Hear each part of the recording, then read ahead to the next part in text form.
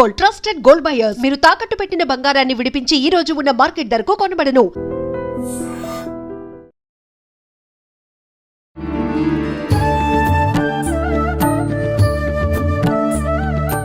నమస్కారం, welcome to I dream. ధర్మ మార్గం విత్ విజిత కార్యక్రమానికి స్వాగతం. ప్రస్తుతం మనతో పాటు ఉన్నారు త్రిబుల్ఎస్ డివోషనల్ గ్రూప్స్ అధినేత డాక్టర్ శివనరసింహన్ తాంత్రి గారు. ఇప్పుడు వారితో మాట్లాడి మరిన్ని విషయాలు తెలుసుకుందాం. నమస్కారం అండి. నమస్కారం తల్లి. సంశయం మనం ఇంత ముందర మాట్లాడుకున్న ఒక వీడియోలో దశమహావిద్యలు కూడా ఉంటారు కామాఖ్యలో అని చెప్పారు. అంటే అసలు దశమహావిద్యల అమ్మవార్లని అందరూ ఆరాధన చేయవచ్చా? అసలు ఎవరు అంటే ఉపాసన తీసుకున్న వాళ్ళు, అలా సిద్ధి పొందాలనుకున్న వాళ్ళే ఆరాధన చేయాలా? ఏ అమ్మవారిని ఆరాధన చేస్తే ఎటువంటి ఫలితం ఉంటుందో తెలియజేయండి. ఖచ్చితంగా మన ప్రేక్షకులందరూ చెప్దాం. కామాఖ్య అమ్మవారి ఆలయం అస్సాంలో గౌహతి దగ్గర నీలపర్వతం మీద అమ్మవారు కామాఖ్యదేవి. కామాఖ్యదేవికి చుట్టుపక్కల వాళ్ళ పరివారంగా సంబంధించిన మళ్ళీ దశమహావిద్యలు ఉంటాయి. అందులో ఒక్కొక్క అమ్మవారిని ఆరాధించడం ఒక్కొక్క ప్రత్యేకత అనమాట.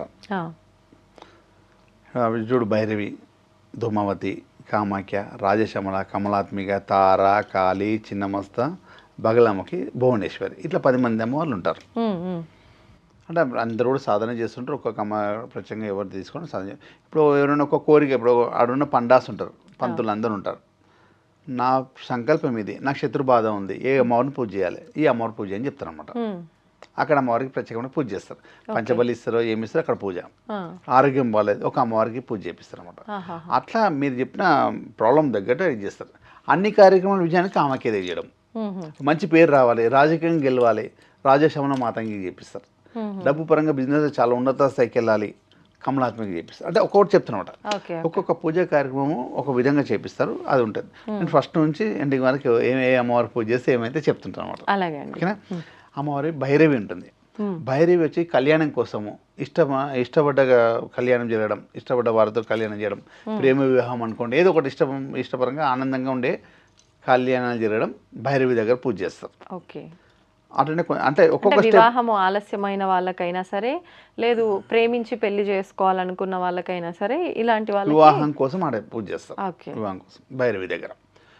అంటే అమ్మవారు స్టార్టింగ్ నుంచి పై వరకు ఒక్కొక్క అమ్మవారు చెప్తున్నమాట. అలాగే దాని తర్వాత అమ్మవారు ధూమావతి దేవాలయం ఉంటుంది, ధూమావతి గుడి ఉంటుంది. ఆ ధూమావతి దగ్గర ఆరోగ్యం కోసం చేస్తారు. ఆరోగ్యంగా ఉండడానికి ఆడ పూజా కార్యక్రమాలు చేస్తారు.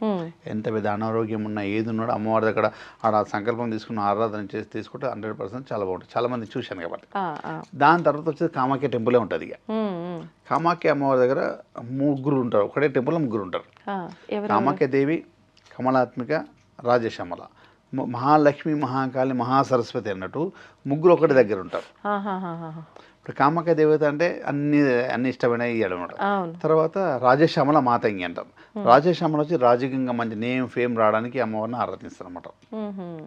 అట్లా కమలాత్మి ఉంటుంది. అందులో కమలాత్మి అమ్మవారు వచ్చి ధనం కోసం, మనీ కోసం, ఏదైనా ఐశ్వర్య ప్రాప్తి కోసం. దాని తర్వాత బయటికి రాగానే తార ఉంటుంది. తార అమ్మవారు విద్య కోసం, విద్యలో విజయం సాధించుకోవడం అది ఉంటుంది. ఆడికి వెళ్ళగానే ఖాళీ ఉంటుంది. ఖాళీ అయితే ఏదైనా సాధించుకోవడం శక్తిని ఇచ్చేది అనమాట. మహాపవర్ని మనకి ఏర్పాటు చేసేది. కానీ కాళీ అమ్మవారు అంటే ఉగ్ర రూపం అంటారు, ఆరాధిస్తే మనం కూడా ఉగ్రంగా మారిపోతాం అంటారు. అదంతా మరి అంటే ఎవరు చేసే సాధన వాళ్ళు చేస్తారు. కాకపోతే ఆ టైంలో మనకు అవసరం కాబట్టి మాట్లాడక తప్పదు కొంతమందితో. తప్పదు. అంటే అమ్మవారు ఏదైతే కోరిక బలమైందో ఆ కోరిక ఆమెను తీర్చగలుగుతుంది. కాబట్టి అక్కడికి వెళ్ళాల్సిందే. మనము ఇష్టమన్నా ఇష్టం లేకుండా అవసరానికి ఎక్కడైతే వెళ్తామో అక్కడికి వెళ్ళాల్సిందే. ఆ సాధన వేరే, ఆ సిస్టమ్ వేరే. కాకపోతే ఆ పద్ధతిలో అక్కడున్న పూజారులు చేస్తారు. ఆ విధంగా మనకున్న సంకల్పం నిర్వహాలి. ఆడికి వెళ్ళి కొంచెం ముందుకు రాగానే చిన్నమస్త దేవి ఉంటుంది. చిన్నమస్త అమ్మవారు వచ్చేసి ఏ గుడికైనా సెక్యూరిటీని ఇచ్చే చిన్నమస్త దేవి. మొత్తం ఎక్కడైనా కూడా యాక్చువల్ ఏంటంటే ఎంత పెద్ద దేవాలయం కడితే చిన్నమస్త దేవాలయం కూడా కట్టాలి. అప్పుడే దేవాలయానికి సెక్యూరిటీ, అమ్మవారి రక్ష అనమాట. ప్రతి ఆలయంలో ఎంత పెద్ద ఆలయం ఏదైనా కూడా అంటే ఓన్లీ అమ్మవారి ఆలయాలా, ఏ ఆలయాలైనా కూడా ఉన్నాయి.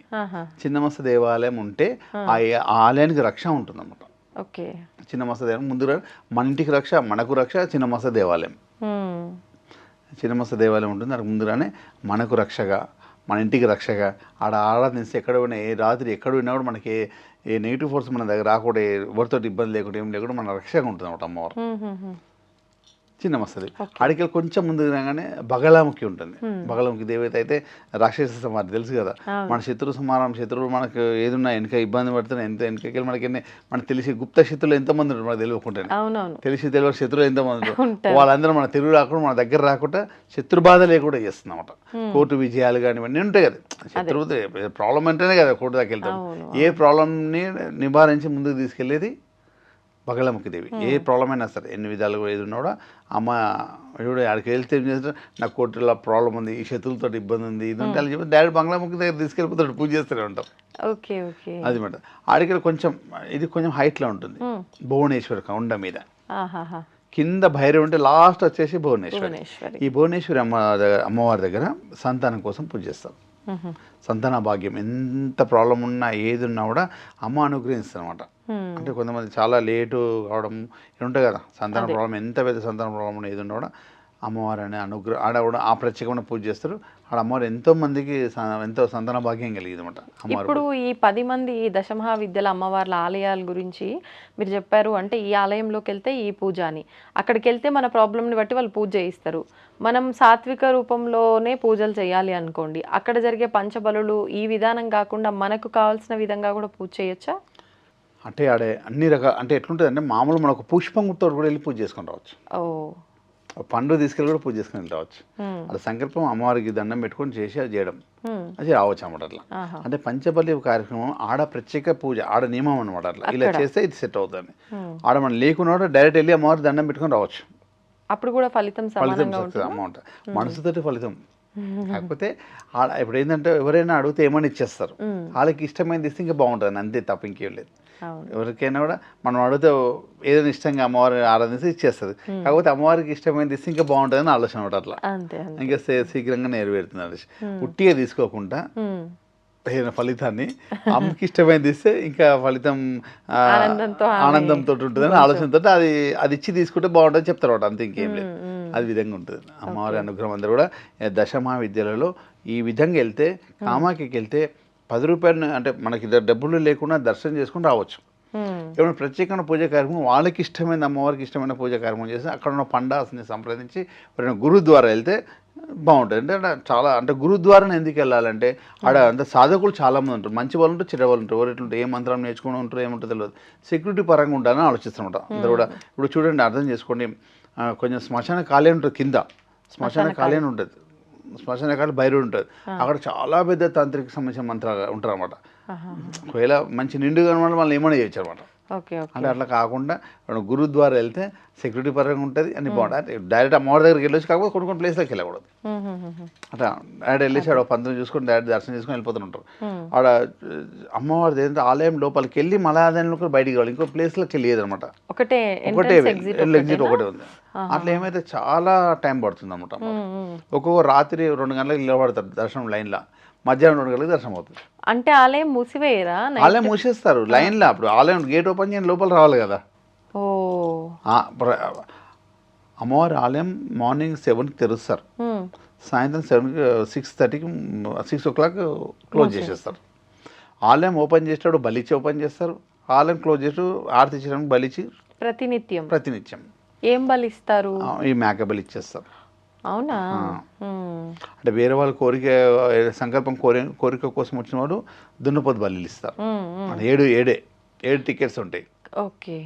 7 అయిపోయిన తర్వాత ఈ మేక బలిలు ఎన్నో ఇచ్చేస్తుంటారు అనమాట. కానీ కామాఖ్యలో కూడా మీరు బలి అంటున్నారు, కానీ ఈ బలి సాంప్రదాయం అనేది ఆలయ అంటే ఏదైతే మనకు డోర్ ఉంటుందో ఆ డోర్ లోపల ప్రాంగణం బయట వరకే కానీ లోపలికి ఇవన్నీ అలో ఉండవు అంటారు కదా. గుడి బయటనే బలి చేస్తారు. ఆ గుడి బయట బలిసి దాని తల లోపల తీసుకెళ్తారు.